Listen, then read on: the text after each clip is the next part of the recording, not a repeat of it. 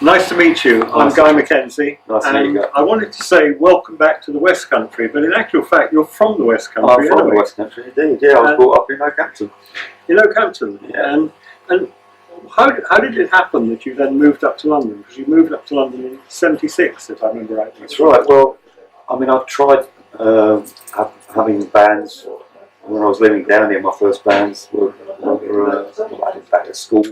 And then I went to Torquay Art College for a year and had a band there, but it was like really like wading through mud, trying to get anything going.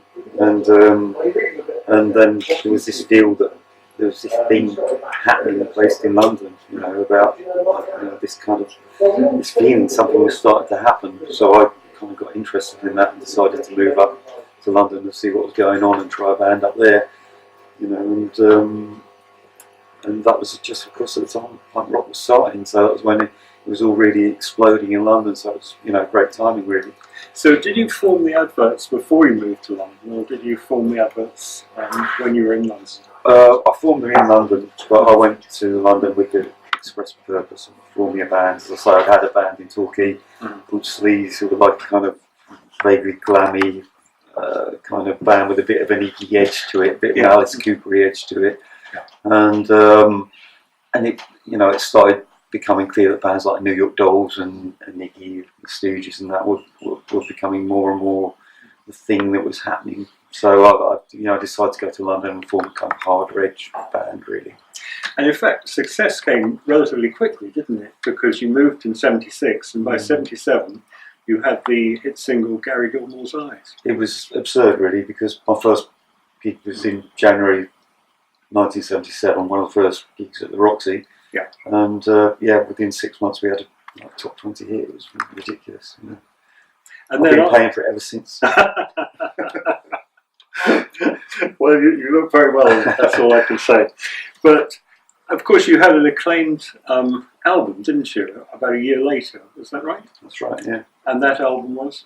Well, Crossing the Red Sea with the Adverts was the first album, which was critically very well acclaimed, very well received, and then about a year later we had a second album called Cast of Thousands, which was extremely badly received, and just about buried the band. But I mean, I like them both. I find it hard to pick, to see why people like one and not the other. But there you are. And then the band actually split up in '79. Is that correct? Yeah. And then you formed another band, didn't you? And that band was? The Explorers came after the Adverts. And we started off strongly with a almost chart single called Tomahawk Cruise, and then that kind of similarly went gradually downhill with an album that was kind of a commercial flop. But I mean, Tomahawk Cruise was based on something that you felt very strongly about, wasn't it? Really, which was cruise missiles. Cruise missiles that were being stationed in Britain, against most people's knowledge or wish at the time. So it was kind of trying to personify the missile and say, well, it's actually not about the metal. It's about the people who decide, who uses these things and how. And then later on, you formed another band which was Cheap. Yeah. And you had a certain amount of success with that, and you did some recording with Cheap. Well, it was actually not a critical success. It was I'd had some years where I decided, well, I can't make any headway with bands, so I was at home basically writing, making demos. But I really missed live. I really missed playing live. So I decided to put a band together that I could just put in the back of 2 cars and we could drive around and play for petrol money and just to get in front of people again, really. So I wasn't aiming for success with it, but of course as soon as you start a band, then you start, kind of the ambition starts kicking back in and you want it to be bigger and bigger. And so we did kind of get ambitious. We did make a record, but we couldn't get a record deal. And so it was a similar story. The band broke up just for lack of support by the record industry. And then, of course, you did a certain amount of solo performances, didn't you? Well, what happened at the end of Cheap was that I got offered a chance to play a solo gig and to make a solo album. And I'd never really considered that as a way forward, but I tried it and I kind of got addicted to it. And I also found it was a way that I could make a living. It gave me huge flexibility.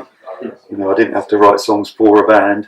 I didn't have to, find gigs where I had to get all the people together, and we had to find somewhere to stay, and we had to make a living out of it. Sure. I could do that all my own, and I became very keen on that way of working. It gave me a huge amount of freedom, and I could see a way forward with that, and so that became the way I worked after that. And then in 2012, and we're moving on again, you were the subject of a major BBC TV documentary on BBC4, weren't you? Yeah.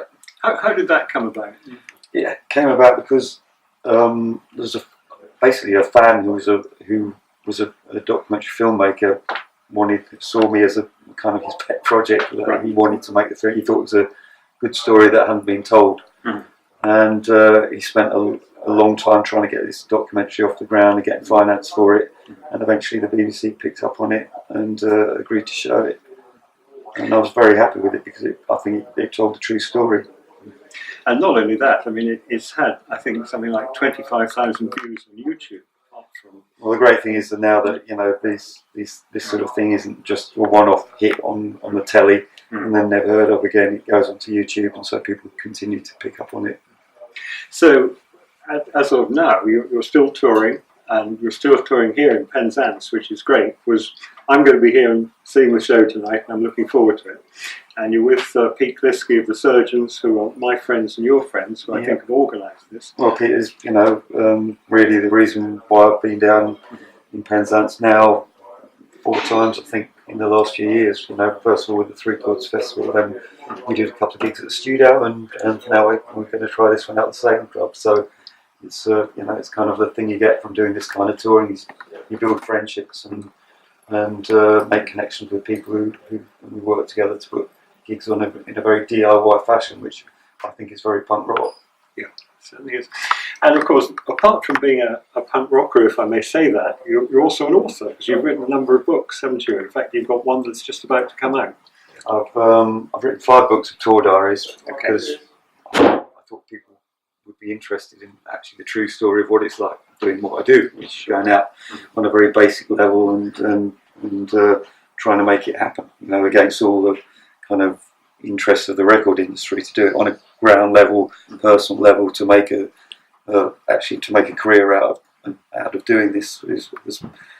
I've had a lot of interesting experiences along the way, and I thought at one point I just started writing them down, and I wrote 5 books about being out on the road, until actually I became overwhelmed with so much touring that I didn't have time to write books anymore. But the new one that's come out is a book of lyrics presented as poetry. So I've chosen 50 of my favourite songs from the last 40 years and put them in a book with the slightly rewritten as poetry. Well, that's very interesting. And apart from that, I mean, 2017, you've got a very full gig list. You've got, and I haven't counted them, but probably between 100 and 200 gigs lined up, and all over Europe as well, not just this country, and of course the Blackpool too. This has been kind of the pattern for the last few years, yeah. Tim, may I say thank you very much for taking the time to speak to me tonight. It's been an absolute pleasure meeting you. Tim Smith, TV Smith. Thank you, Guy. Thank you. Nice I hope you enjoy the gig. Yeah, we're looking forward to it. Thanks indeed. Thanks indeed. Okay. Thanks. So that. Hey, all round applause. Thank you. Get a copy now. It's all down to him, not me. And him. Thank you very much.